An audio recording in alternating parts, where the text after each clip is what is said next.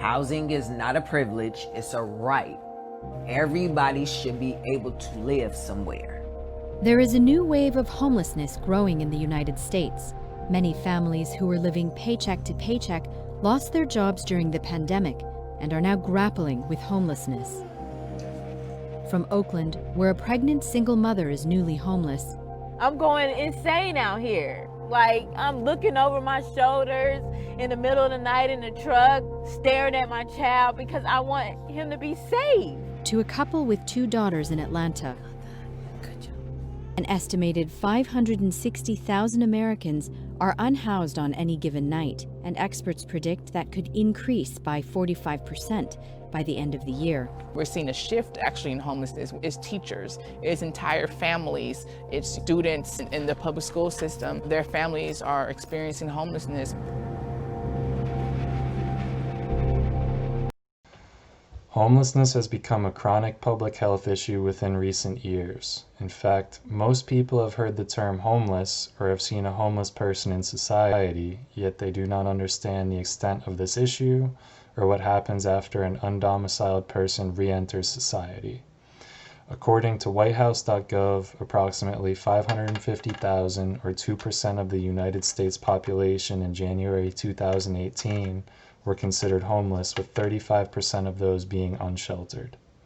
When COVID-19 struck, the United States was already facing an extreme housing crisis, that over 20.8 million households were paying more than 30% of their income toward rent, and were really facing rental hardship.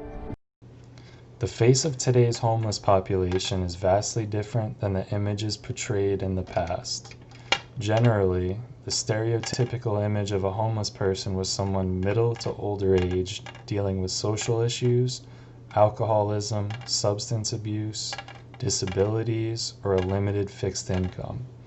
Nowadays, the homeless population is made up of single-parent families and displaced children. With the entry of the coronavirus pandemic, this image is totally blurred now. The latest estimate predicts the number of homeless individuals could rise an additional 45% by the end of the year. A lot of people go, well, you don't look homeless. Well, what does homeless look like? Misconceptions are that we're either on drugs, we're lazy, we have mental disabilities. When it comes to the topic of being homeless, most will readily assume that this is related to a lack of housing. Most of my research articles contradicted this concept, saying that the causes are instead related to family instability, mental illness, and poverty. After discussing the extent of homelessness around these concepts, I will touch on what happens to people when they re-enter society. Much of my research revealed that family conflict was a primary cause to being homeless. It was discovered that children, particularly girls, were unhappy with their home life because of parental conflict, mistreatment, and rejection, leading to the decision to run away in search of a better life. Also, divorce subsequently creating single-parent families are ultimately at risk of more family tension. Connections between unstable relationships and eventual homelessness were quite remarkable, with nearly 40% of children reporting a change in their main caregiver.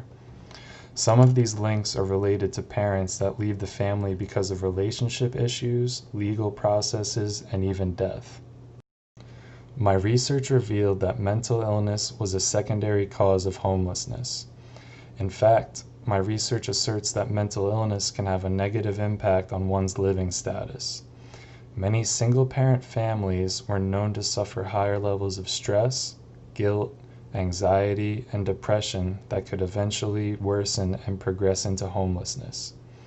Likewise, of the homeless surveyed, 76% experienced one traumatic brain injury and 58% had lost consciousness, which causes more cognitive and emotional problems. Another recurring claim identified in the research was the overlapping role that poverty played in homelessness.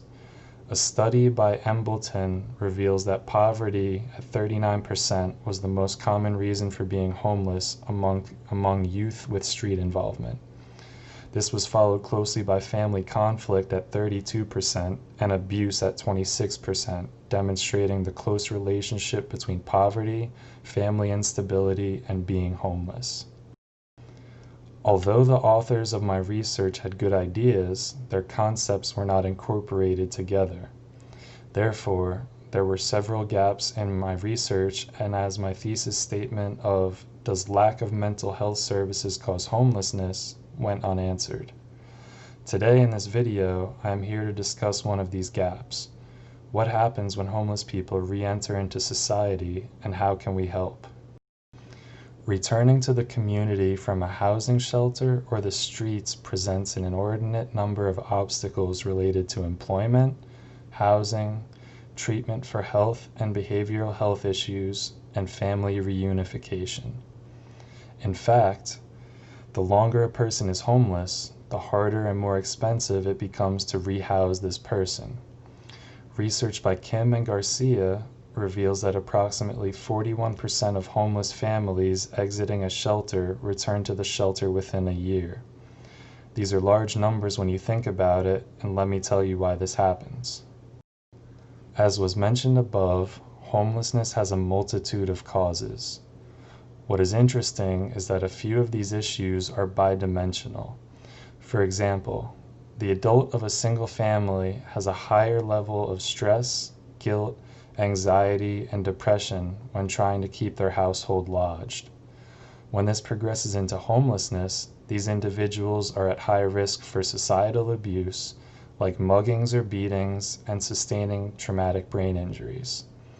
These brain injuries can lead to cognitive problems which spiral into worsening depression or mental illness. Now this person has a psychological problem along with a health issue. Not having a place to call home creates problems with finding medical care to treat these issues. Ultimately, without treatment, most people end up back in shelters. Many people who become homeless turn to substance abuse and crime. I think you start to see the picture that this is a vicious cycle that becomes more and more difficult to break. A life with substance use issues has been shown to cause difficulties with getting or keeping a job. This also can be harmful to one's mental health from the perspective of excess usage or worsening depression from feeling like a failure. These individuals can and do reach out to family members for help, but eventually this runs out too. You can now see how these people end up returning to a shelter or the streets. Lastly, family conflict is also bidimensional, as most children and teens run away because of issues at home. These can be abuse, mistreatment, or even favoritism. Dysfunctional dynamics within the family require counseling or behavioral therapy. There are slim chances of family reunification if these issues have not been addressed. Problems within the family can also be worsened if there is substance abuse as well. As you can see, re-entry into society by finding housing is incredibly challenging. This is not a social issue that has a quick fix. There are many moving parts to find success in resolving homelessness. As we as individuals in society can help by knowing what the issues are and taking part in this challenge. If you know someone that is down on their luck, try to point out the right resources or lend them a place to temporarily stay. Are you or someone you know in danger of becoming homeless? Call the National Homeless Housing Help Hotline at 1-800-569-4287, where you'll be routed to a housing counseling agency in your area. You're not alone. Markea strongly believes the only way out of homelessness is for housing requirements to change. I'm not unhoused because of my own doing. I'm unhoused because my landlord lost his property. And I can't get housing because now another landlord wants me to have 3 times the rent. It has to be humanity over profit, period. You have to have humanity over profit.